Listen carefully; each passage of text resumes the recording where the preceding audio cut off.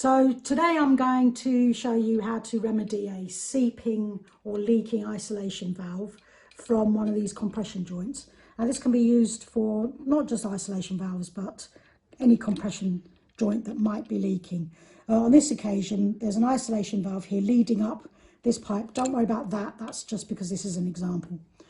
This would be an appliance, so it might be a toilet or it might be a tap of some description. So we need to turn the water off. So you need to get yourself a slotted screwdriver like this. And you can see the slot is going upwards. That means that the water is turned on.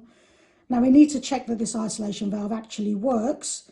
If the seeping is between the isolation and the appliance, then hopefully by turning off the isolation valve, we'll be able to work on this without turning off all the water.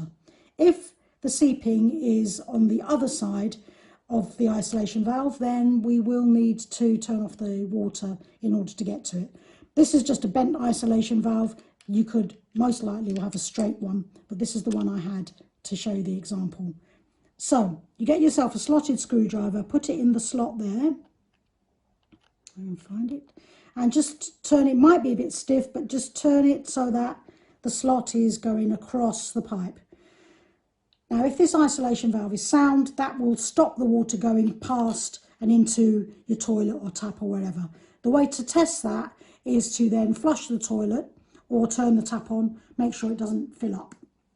Okay, so we're going to assume that the isolation valve is fine, but we've got seepage here, and this is where we want to do the repair. So what you'll need to do that is you'll need an adjustable spanner of some description, or even some adjustable pump pliers to get. I'm just going to have to hold it like this to show you, but you put it around the nut and undo it, and then to just loosen the thread. So I'm doing it with one hand, so it is awkward. So once you've loosened that, you can undo this nut. And if you look in between there and there, you'll see this little copper, or it could be brass, that's the olive.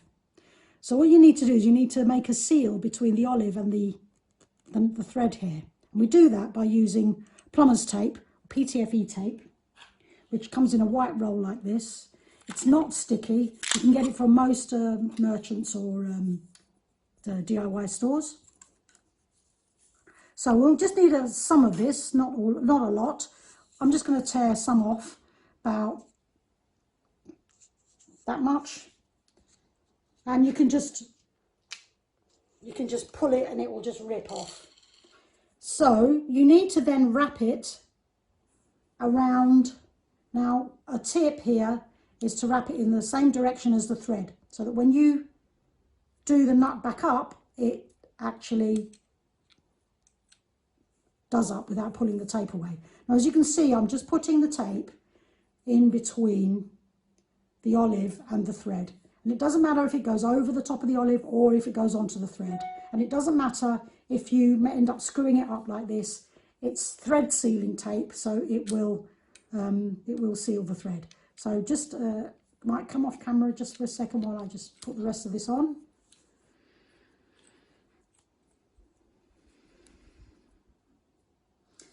Okay, now it's on.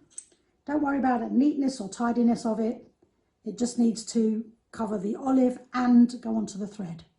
Then you put this back down, and because I put the tape on in the same direction as the thread, when I tighten this up, it won't undo the tape that you've just put on. So then you do it back up.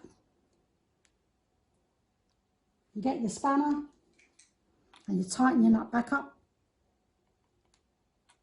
Probably as you don't have to go totally mad, because the olive is already compressed, and that's why it's called a compression fitting. You tighten the olive back up, then you put your slotted screwdriver back in the slot and turn on, and hopefully that has worked and that has sealed that part there.